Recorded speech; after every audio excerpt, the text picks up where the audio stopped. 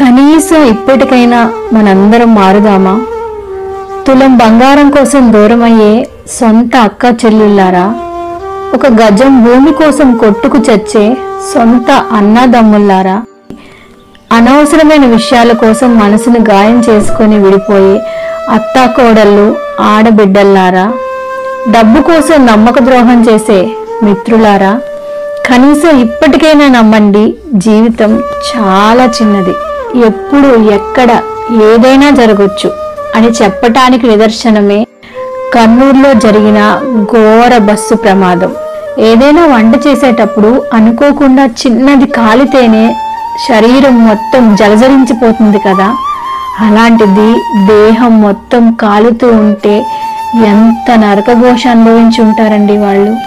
ఈ చిన్న జీవితంలో మనం భూమి మీదకి వచ్చింది కేవలం అతిథులుగా మాత్రమే, శాశ్వతంగా ఉండిపోవడానికి కాదండి.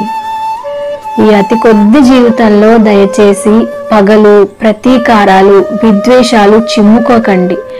ప్రేమతో, ఆప్యాయతతో అందరితో మాట్లాడి అందరినీ కలుపుకునే ప్రయత్నం చేద్దాం. ఉన్నన్ని రోజులు 10 మందికి హెల్ప్ చేస్తూ హ్యాపీగా ఉందాం. మనం ఏం చేసినా చేయకపోయినా ఖచ్చితంగా ఏదో ఒక రోజు పక్కాగా చనిపోతాం. కాబట్టి కుదిరినన్ని రోజులు హ్యాపీగా ఉండి, మీకు కుదిరినన్ని హ్యాపీ మూమెంట్స్ని మీకు నచ్చిన వాళ్ళతో క్రియేట్ చేసుకోండి.